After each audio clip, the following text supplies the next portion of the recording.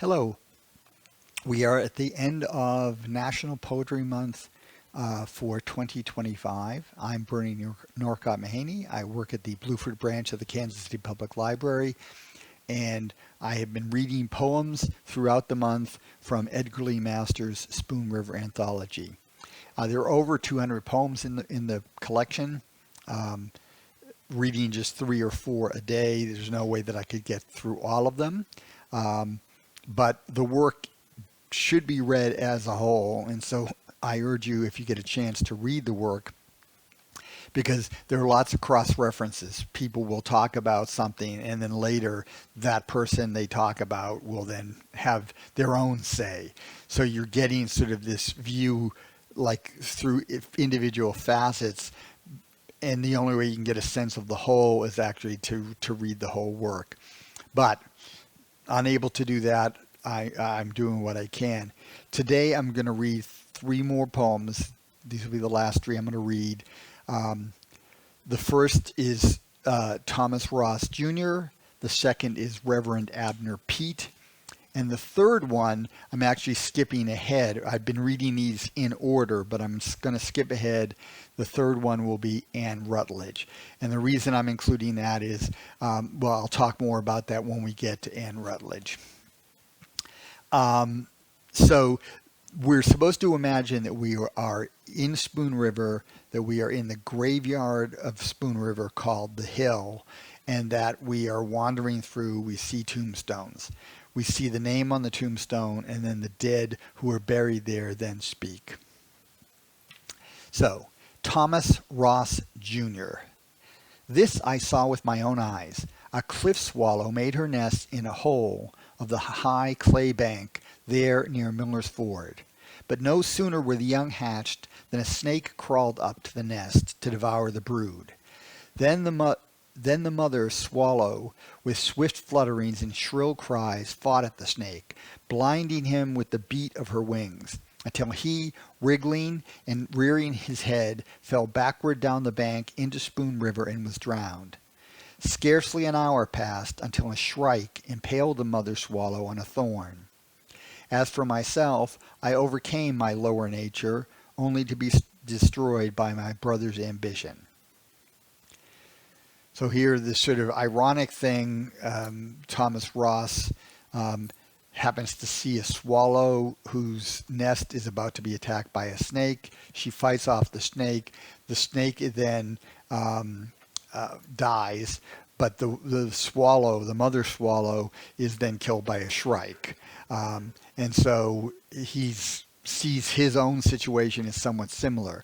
He had overcome his base nature. We don't know what that was.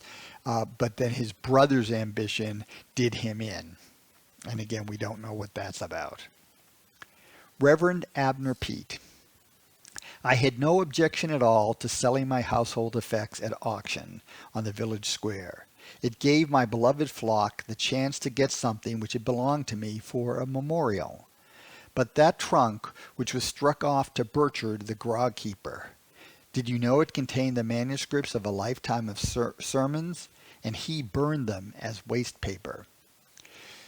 So here, another one of the reverends in the town, another one of the clergy in the town, when he dies, his estate is auctioned off, but the trunk that contained all his sermons is bought by a saloon keeper, right? And that guy burns all his sermons. So I'm guessing we don't get the full thing here, but that Peet was a member of the prohibitionist group, so he's already looks at this guy with a scant eye. But that guy gets the final laugh because he burns all the sermons. So the thing that mattered most to Peet, his words, are all gone. And now, Anne Rutledge. Out of me, unworthy and unknown, the vibrations of deathless music, with malice toward none, with charity for all. Out of me, the forgiveness of millions towards millions, and the beneficent face of a nation shining with justice and truth. I am Anne Rutledge, who sleep beneath these weeds, beloved in life of Abraham Lincoln, wedded to him not through union, but through separation, bloom forever, O Republic, from the dust of my bosom. So I chose to end with that.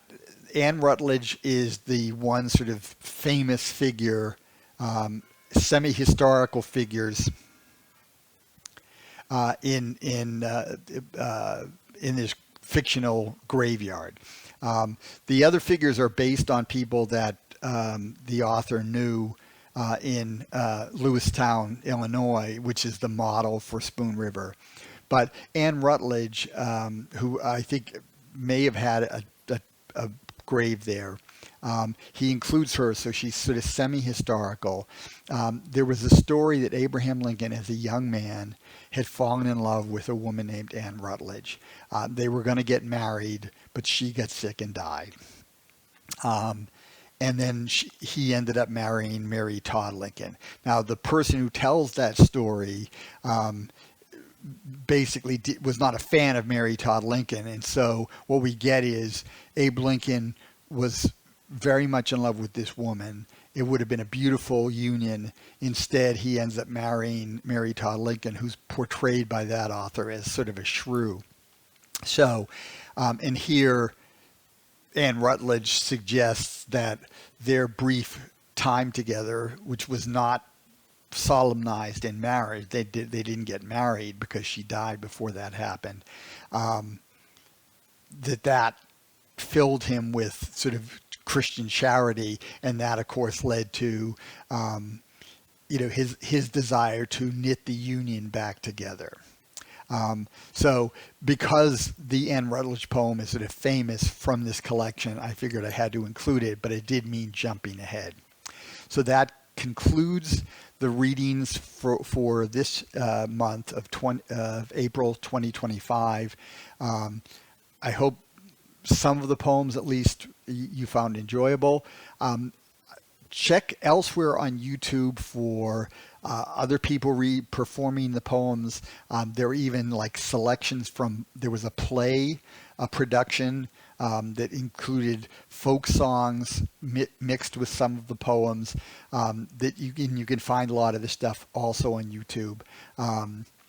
And feel free to get the book. You can find the book all over the place, and read the book yourself, and you'll get a sense of this snapshot, in a way, of a small town with all of its complexity.